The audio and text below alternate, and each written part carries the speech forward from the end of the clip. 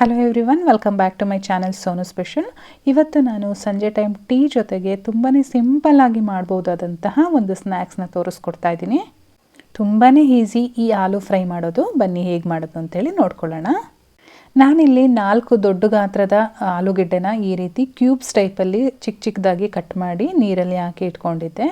ಇದನ್ನು ಚೆನ್ನಾಗಿ ವಾಶ್ ಮಾಡಿಬಿಟ್ಟು ನಾನು ಒಂದು ಪಾತ್ರೆಗೆ ಸೇರಿಸ್ಕೊಳ್ತಾ ಇದ್ದೀನಿ. ಸ್ಟವ್ ಮೇಲೆ ಪಾತ್ರೆ ಇಟ್ಕೊಂಡಿದ್ದೀನಿ. ಆಲೂಗೆಡ್ಡೆ ಮುಳುಗೋವಷ್ಟು ನೀರನ್ನು ಹಾಕಿ ಒಂದು ಅರ್ಧ ಚಮಚದಷ್ಟು ಉಪ್ಪನ್ನು ಕೂಡ ಸೇರಿಸಿ ಇದನ್ನು ಒಂದು 5 ನಿಮಿಷಗಳ ಕಾಲ ಬೇಯಿಸ್ಕೊಳ್ಬೇಕು. 5 ನಿಮಿಷ ಆಲೂಗೆಡ್ಡೆನ ಬೇಯಿಸ್ಕೊಂಡಿದ್ದೀನಿ. ಇವಾಗ ನಾನು ತೋರಿಸ್ತೀನಿ ಎಷ್ಟು ಬೆಂದಿದೆ ಅಂತ ಹೇಳ್ಬಿಟ್ಟು. ಈ ರೀತಿ ಒಂದು ಸ್ಪೂನ್ ಸಹಾಯದಿಂದ ಕಟ್ ಮಾಡಿದರೆ ನೀಟಾಗಿ ಕಟ್ ಆಗ್ತಾ ಇದೆ ನೋಡಿ. ಚೆನ್ನಾಗಿ ಬೆಂದಿದೆ. ಒಂದು 80% ಬೆಂದರೆ ಸಾಕು. ಆ ನೀರನ್ನೆಲ್ಲ ಸೋರ್ಸೋಕ್ಕೆ ಅಂತೇಳಿ ನಾನೊಂದು ಜಾಲರಿನಲ್ಲಿ ಹಾಕಿಟ್ಟಿದ್ದೀನಿ. ಇವಾಗ ನಾನೊಂದು ಬೌಲ್ಗೆ ಆ ಆಲೂಗೆಡ್ಡೆನೆಲ್ಲ ಟ್ರಾನ್ಸ್ಫರ್ ಮಾಡ್ಕೊಳ್ತಾ ಇದ್ದೀನಿ. ಆಲೂಗೆಡ್ಡೆಗೆ ಬೇಕಾಗಿರ್ತಕ್ಕಂಥ ಸ್ಪೈಸಸ್ ಹಾಕ್ತಾಯಿದ್ದೀನಿ. ನಾನಿಲ್ಲಿ ಕಾಶ್ಮೀರಿ ಚಿಲ್ಲಿ ಪೌಡರ್ನ ತೊಗೊಂಡಿದ್ದೀನಿ. ಇದನ್ನು ನಾನು ಸ್ವಲ್ಪ ಕಲರು ಕೂಡ ಚೆನ್ನಾಗಿ ಬರುತ್ತೆ ಮತ್ತು ತುಂಬ ಖಾರ ಇರೋದಿಲ್ಲ. ಹಾಗಾಗಿ ಒಂದು 2 ಸ್ಪೂನಷ್ಟು ಖಾರದ ಪುಡಿ ಸೇರಿಸ್ಕೊಳ್ತಾ ಇದ್ದೀನಿ. ನೀವೇನಾದರೂ ಖಾರದ ಹಾಕ್ತಾಯಿದ್ರೆ ನೋಡಿಬಿಟ್ಟು ಹಾಕ್ಕೊಳ್ಳಿ. ಹಾಗೆ ಇಲ್ಲಿ ನಾನು ಒಂದು ಅರ್ಧ ಟೀ ಸ್ಪೂನ್ಗಿಂತ ಸ್ವಲ್ಪ ಜಾಸ್ತಿ ಚಿಕನ್ ಪೌಡರ್ನ ಸೇರಿಸಿದ್ದೀನಿ. ಚಿಕನ್ ಕರಿ ಮಾಡಲಿಕ್ಕೆಲ್ಲ ಬರುತ್ತಲ್ವ ಆ ಪೌಡರು.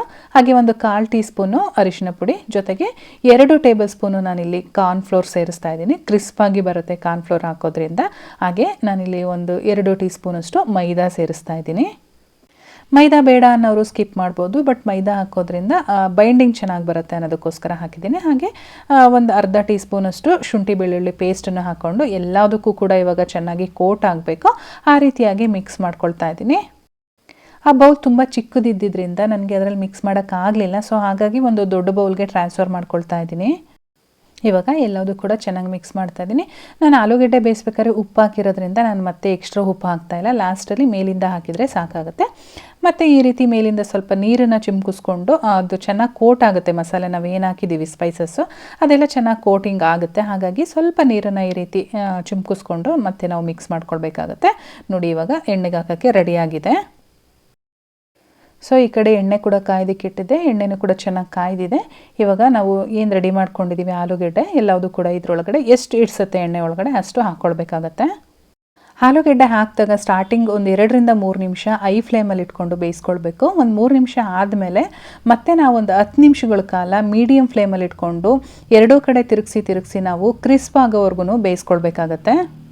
ಫುಲ್ ಐ ಫ್ಲೇಮಲ್ಲಿ ಇಟ್ಟರೆ ನಾವು ಹಾಕಿರ್ತಕ್ಕಂಥ ಏನು ಮಸಾಲೆ ಹಾಕಿದ್ದೀವಿ ಅದೆಲ್ಲ ಕಂಪ್ಲೀಟಾಗಿ ಸೀದೋದಂಗೆ ಆಗುತ್ತೆ, ತಿನ್ನೋದಕ್ಕೆ ಚೆನ್ನಾಗಿರಲ್ಲ. ಹಾಗಾಗಿ ಆದಷ್ಟು ಲೋ ಮೀಡಿಯಮ್ ಫ್ಲೇಮಲ್ಲಿ ಇಟ್ಕೊಂಡೇ ಬೇಯಿಸ್ಕೊಳ್ಬೇಕಾಗತ್ತೆ. ಇವಾಗ ನಾನು ಆಲ್ಮೋಸ್ಟ್ ಫ್ರೈ ಮಾಡೋಕ್ಕೆ ಸ್ಟಾರ್ಟ್ ಮಾಡಿ ಒಂದು 10 ನಿಮಿಷಗಳಾಗಿದೆ. ಇವಾಗ ನೋಡ್ತಾ ಇರ್ಬೋದು ಸೈಜ್ ಕೂಡ ಸ್ವಲ್ಪ ಚಿಕ್ಕದಾಗಿದೆ. ನಾನು ಏನು ಕಟ್ ಮಾಡಿದ್ದೆ ಅದಕ್ಕಿಂತನೂ ಇನ್ನೂ ಚಿಕ್ಕದಾಗಿದೆ. ಹಾಗೆ ಕ್ರಿಸ್ಪಾಗೂ ಕೂಡ ಇದೆ. ಕೆಲವರು ಡಬಲ್ ಫ್ರೈ ಮಾಡ್ತಾರೆ. ನೀವು ಐ ಫ್ಲೇಮಲ್ಲಿ ಒಂದು ಸಲ ಬೇಯಿಸ್ಕೊಂಡು ಆಮೇಲೆ ನೀವು 5 ನಿಮಿಷ ಬಿಟ್ಟು ಅಂದರೆ ಅದು ತಣ್ಣಗಾದಮೇಲೆ ಇನ್ನೊಂದು ಸಲ ಡೀಪ್ ಫ್ರೈ ಮಾಡ್ಕೊಳ್ಬೋದು. ಡಬಲ್ ಫ್ರೈ ಕೂಡ ಮಾಡ್ಬೋದು. ಅಥವಾ ಸಿಂಗಲ್ ಫ್ರೈ ಅಂದರೆ ಈ ರೀತಿ ನಾವು ಲೋ ಮೀಡಿಯಮ್ ಫ್ಲೇಮಲ್ಲಿ ಇಟ್ಕೊಂಡು ಒಂದು 10 ನಿಮಿಷ ಬೇಯಿಸ್ಕೊಂಡ್ರೆ ಅದೇ ಕ್ರಿಸ್ಪಾಗಿ ರೆಡಿ ಆಗುತ್ತೆ. ಸೊ ಇದೇ ರೀತಿ ನನಗೆ ಇನ್ನೂ 2 ಬ್ಯಾಚ್ ಆಯಿತು. ಅದನ್ನು ಕೂಡ ಇದ್ರ ರೀತಿಯೇ ನಾನು ಡೀಪ್ ಫ್ರೈ ಮಾಡ್ಕೊಂಡಿದ್ದೀನಿ. ಮಕ್ಕಳು ಸ್ಕೂಲಿಂದ ಬಂದಾಗ ಈ ರೀತಿ ಹೋಮ್ ಮೇಡ್ ಫುಡ್ ಏನಾದರೂ ಮಾಡಿ ಇಟ್ಕೊಂಡು ಅವ್ರು ಬಂದ ತಕ್ಷಣ ಕೊಟ್ಟರೆ ತುಂಬಾ ಇಷ್ಟಪಟ್ಟು ತಿಂತಾರೆ. ಟೇಸ್ಟ್ ಕೂಡ ತುಂಬಾ ಚೆನ್ನಾಗಿತ್ತು. ಸೊ ನಾನಿವಾಗ ಎಲ್ಲದೂ ಕೂಡ ಫ್ರೈ ಮಾಡ್ಕೊಂಡು ರೆಡಿಯಾಗಿದೆ. ಇವಾಗ ನೋಡ್ತಾ ಇರ್ಬೋದು ನಾನು ಈ ಬೌಲಲ್ಲಿ ಮಿಕ್ಸ್ ಮಾಡೋಕ್ಕಾಗ್ತಾಯಿಲ್ಲ ಅಂತೇಳಿ ದೊಡ್ಡ ಬೌಲ್ಗೆ ಹಾಕ್ಕೊಂಡಿದ್ದೆ. ಬಟ್ ಇದರಲ್ಲಿ ಇವಾಗ ಅರ್ಧ ಅಷ್ಟೇ ಆಗಿದೆ. ಸೊ ನಾನು ಮೇಲಿಂದ ಇವಾಗ ಒಂದು 2 ಪಿಂಚಷ್ಟು ಉಪ್ಪಿನ ಪುಡಿನ ಈ ರೀತಿ ಸ್ಪ್ರಿಂಕಲ್ ಮಾಡ್ತಾಯಿದ್ದೀನಿ.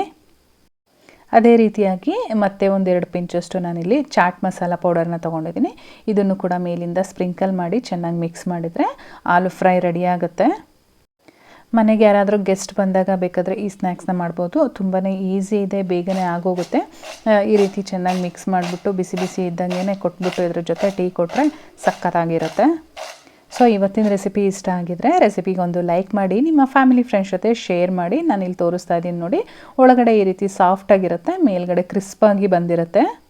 ಚಾನಲ್ಗೆ ಹೊಸದಾಗಿ ವಿಸಿಟ್ ಮಾಡಿದರೆ ಸಬ್ಸ್ಕ್ರೈಬ್ ಮಾಡ್ಕೊಳ್ಳಿ. ಫೇಸ್ಬುಕ್ಕಲ್ಲಿ ನೋಡ್ತಾ ಇರೋರು ಫಾಲೋ ಮಾಡೋದಂತೂ ಮರಿಬೇಡಿ. Thank you.